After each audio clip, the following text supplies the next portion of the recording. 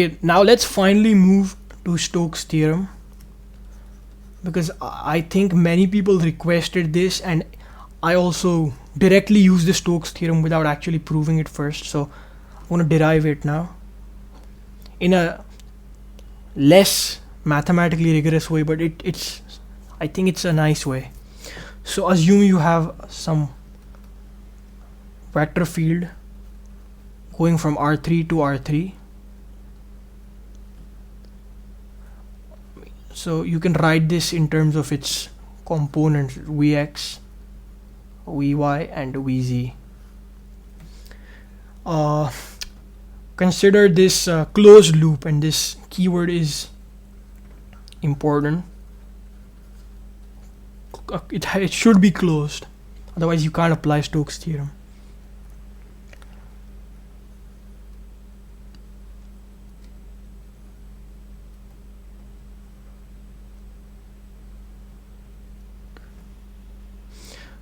So you have this entire loop C. We can break it into these segments. So this is C1, segment C2, C3 and C4. Well, the length of this side says delta x, this is delta y. So this is a loop in the xy, situated in the xy plane. What we want to do is find the closed loop integral, line integral. So it should be v dot dr. This means the loop is just closed. This circle just means the loop is just closed. Okay, so for this we can break our, so this closed loop can be written as 4 integrals over C1, C2, C3 and C4. So if we do it over say C1, we need to parameterize the path appropriately.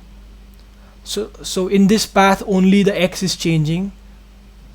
Let's first define a start point, say x naught, y naught, z naught. Since it's in R3, that's the coordinate of this point. So only the x is changing on this path C1.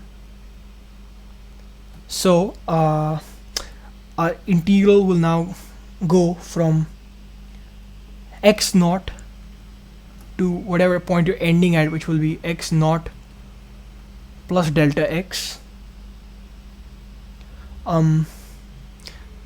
Since it's going in the x direction, when we do the dot product, only the x component will be remain. So Vx of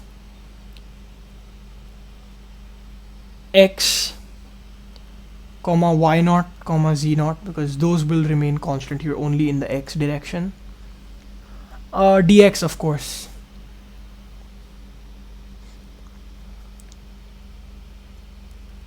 Plus, now C2 integral, similar to before, now you're just in the y direction, so you have y naught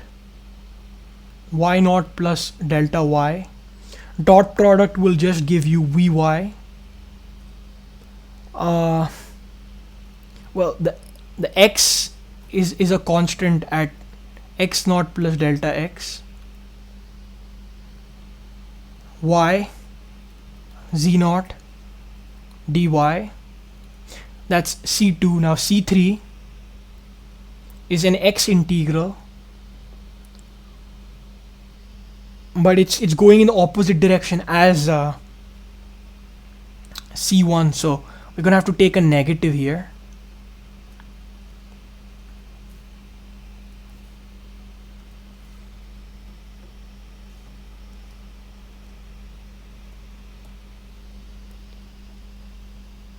X naught plus delta x,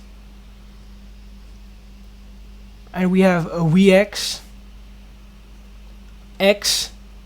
This time we have y naught plus delta y, z naught dx, And then going down, we have a negative integral again from y0 to y0 plus delta y, vy x0 y z0 and dy, of course. So now what we do is we group the terms with the same differentials. So the dy terms together, dx terms together. When we do that, we notice this. So take a negative out for the dx. Integral from, say, x0 to x0 plus delta x of vx x y0 plus delta y z0 minus vx x y0 z0 entire thing dx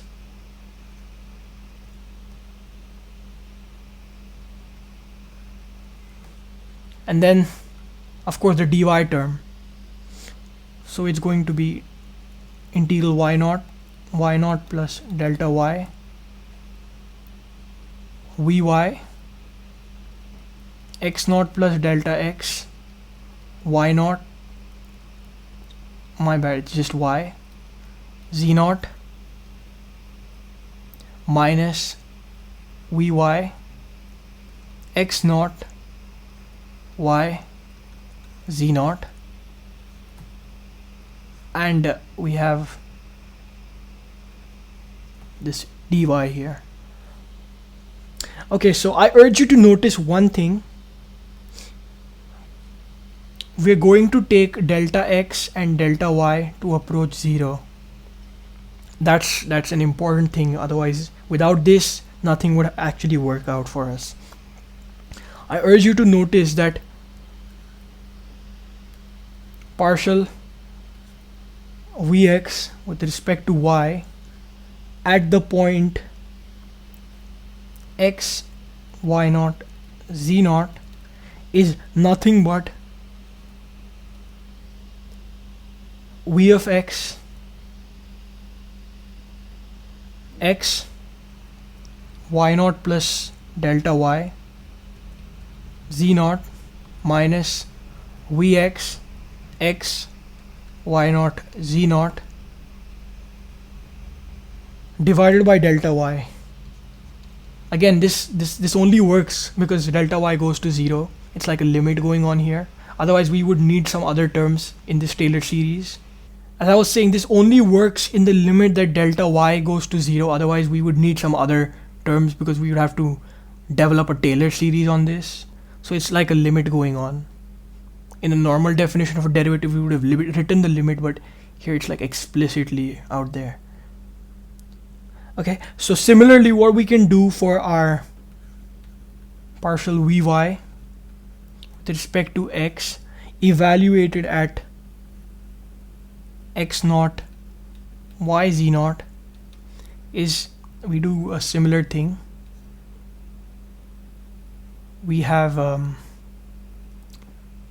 x0 plus delta x y z0 minus vy x0 y z0 divided by delta x, again because delta x goes to 0, this works out. So by the use of this clever observation, what we can do is we can write our closed loop integral, because we've collected these terms, as first we have a negative outside for the x0 to x0 plus delta x term, partial vx with respect to y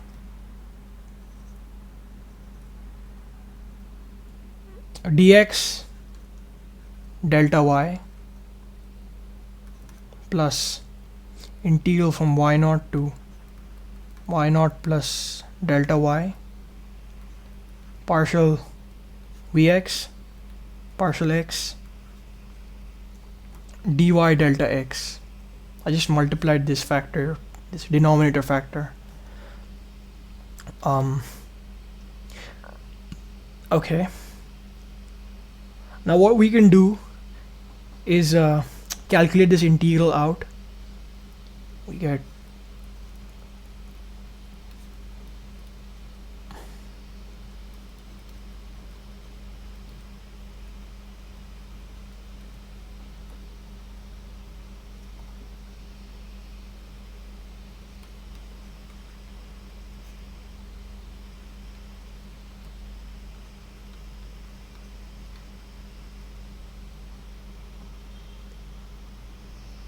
okay.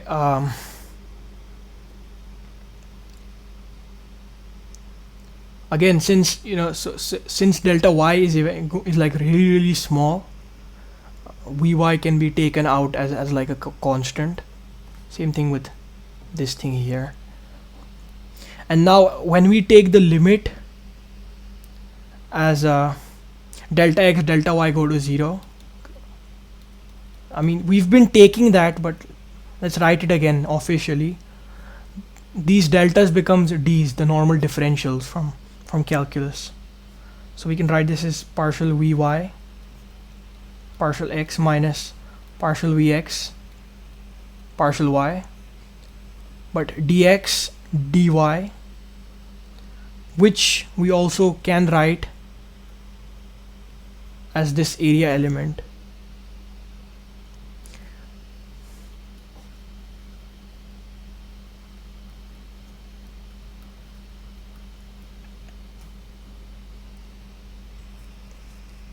Now this is, let me remind you, this is just for the loop in the xy plane.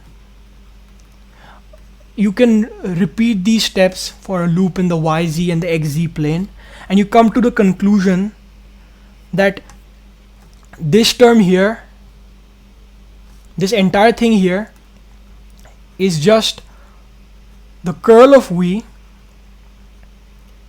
dotted with the normal to this surface that's enclosed, this surface enclosed inside loop C, the normal vector to that. So the normal vector in this case, if we obey convention and the right hand rule, because an anti-clockwise rotation will always give us a vector that's pointing out of the page. This case it's pointing out, so it's in the ez hat direction. So in this case it's ez dA. Oh, we don't need the hat now because yeah, we took that we took that to be ez hat. So this is sort of like the setup of a surface integral here, isn't it? We can generalize this for all planes to be just this, and again this area element, this normal vector depends on what face of the surface we're considering. This is just the closed loop integral. Okay, but our work here is not done because we still have this our loop here. Since we took the limits as delta x and delta y go to 0, this loop is now an infinitesimal loop.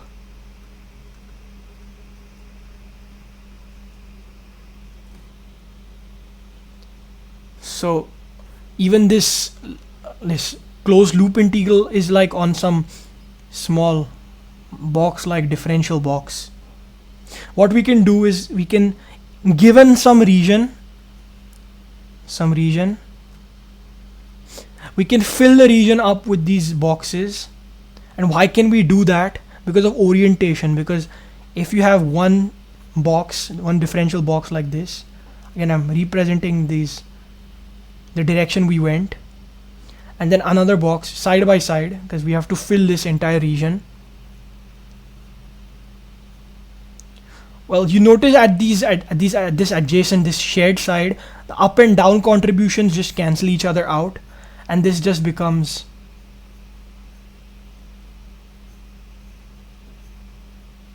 something like this. We don't actually need the middle portion there because it just kind of got removed off. So it's like this big, so the both of them, they just became one big block. So we can keep doing this, and we generate this entire region.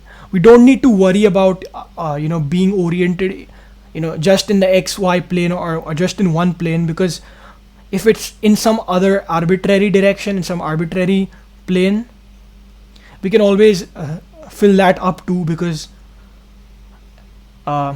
being oriented in any other direction is still a combination of those three planes, right? X, Y, Y, Z and XZ. So you can get the right linear combinations of those and then fill that plane up too, using this technique of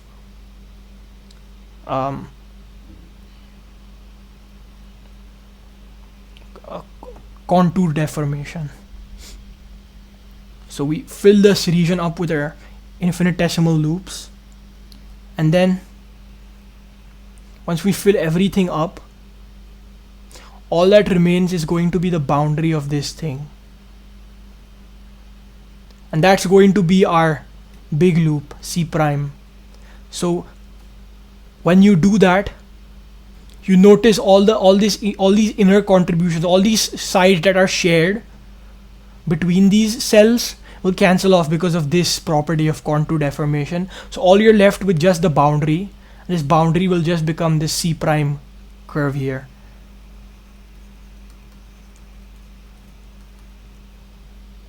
And this will be the entire region that's enclosed within C prime.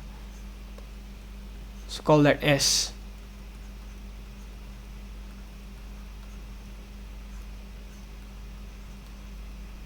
Okay, so one important thing of this differential relation we had before we filled up a region S is that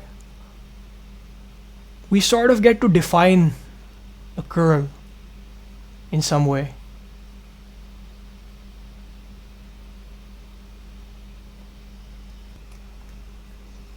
It helps us define the curl in a certain way, because the curl can now be represented as curl of a vector field V can be represented as the closed loop integral over some small infinitesimal loop divided by just the surface area enclosed, the area enclosed within that loop.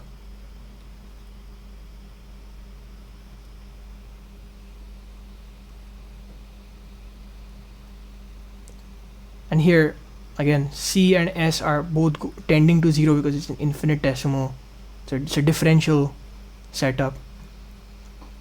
And remember our discussion of the curl, to calculate how much a vector field rotates, we constructed boxes in that vector field, and then saw how much, then we did like a loop integral on those small boxes, and checked how much of those vectors were actually parallel to this, to the tangent vector of this infinitesimal box at each segment. Remember this? And I said I would explain it later. This is the explanation. This is why I'm doing it, because we need a line integral, a closed loop integral. So that's why we have a closed surface, which the easiest closed surface is like a box or like a circle.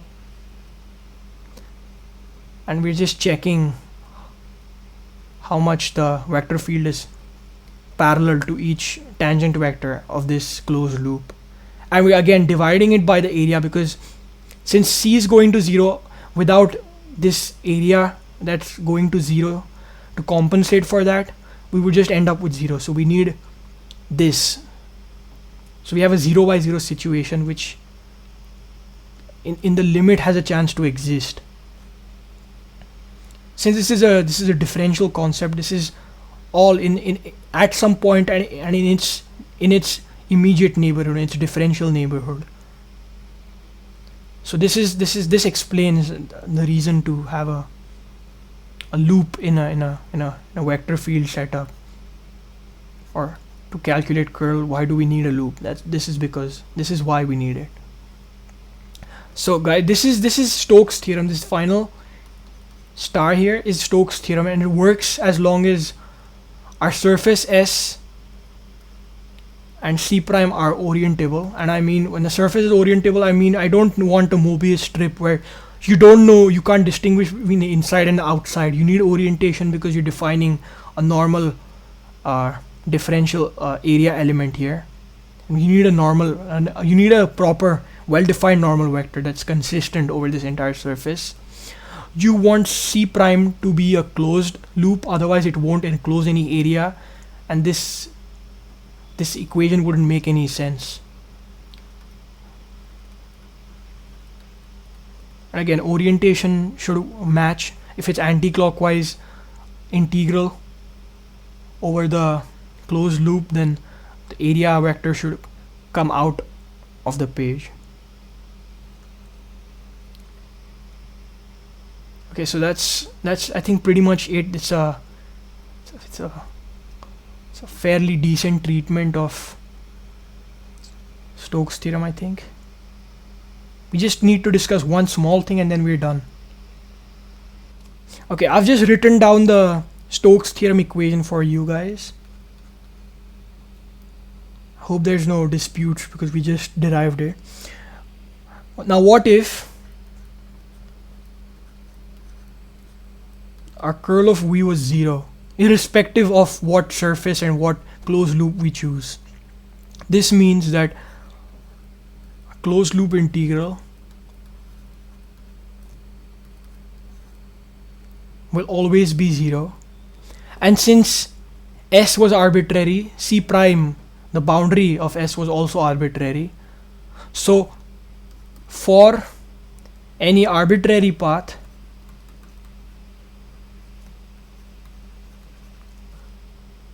the line in the closed loop integral will always be 0. So this kind of hints path independence. I hope you see that, or if you're convinced with this line of reasoning that I used here, right here. If not, it's fine. I can totally try to show that to you.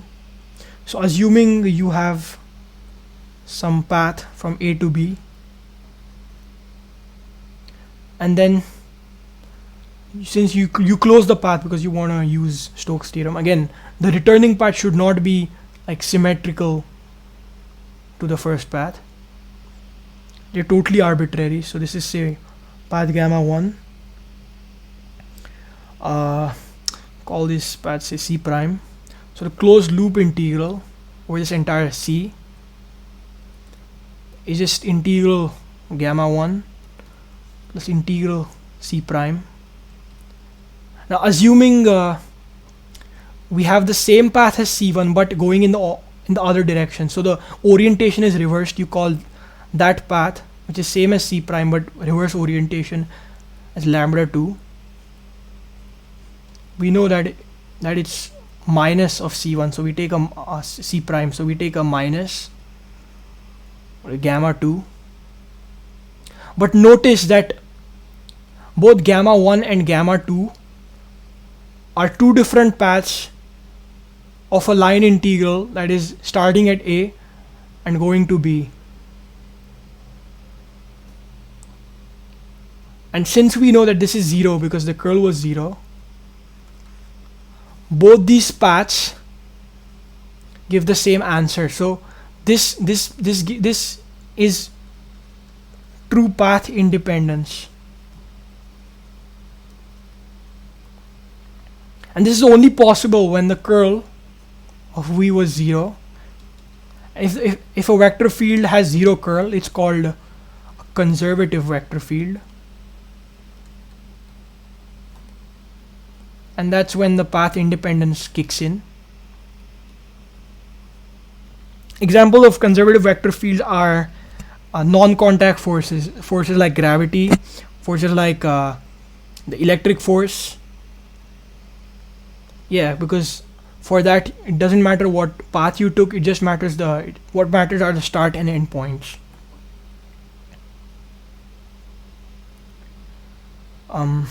Again, when I'm say an electric field in a static situation, because curl of E is just negative partial derivative of B with respect to t. That's just Faraday's law. So we don't want the B to change with time. So static magnetic field will give a conservative electric field. Anyways, that's just physics. Now one important thing, other thing is that remember what we did for when we were doing our chain rule. So dg can be expressed as gradient of g dotted with a dr vector. What if we integrate both sides on some path gamma? Well, this by fundamental theorem of calculus will just be g evaluated at whatever points. This is just our line integral. Definition of a line integral of g. Line integral of gradient of g. So this says that if, so assuming instead of g you had v, if v can be expressed gradient of some other function, the line integral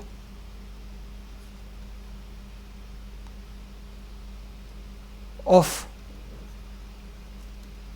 v, which is a gradient of of some function, is just that function itself. So this is like the fundamental theorem of calc extended onto line integral. So this is like the fundamental theorem. By the way, you can also regard the Stokes theorem as a fundamental theorem. So this is just one special consequences there for line integrals. This is extremely useful because it helps us evaluate line integrals. And okay, fine, but when is this possible? Can we always write v as a gradient of some other function of some scalar field? Well, the answer is no, because if you use Stokes theorem on this, assuming now that you have some closed loop integral now,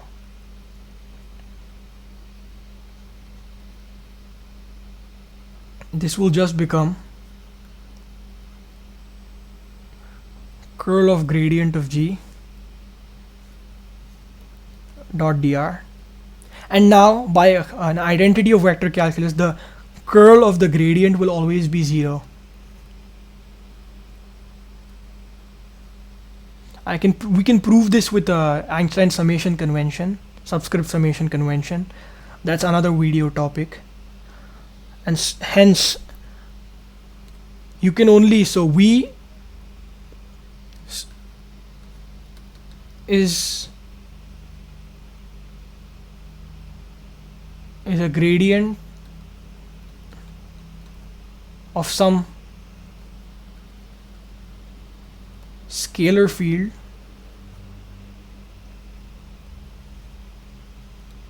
only when it is conservative, only when it is conservative, because in this case the gradient of g was just v.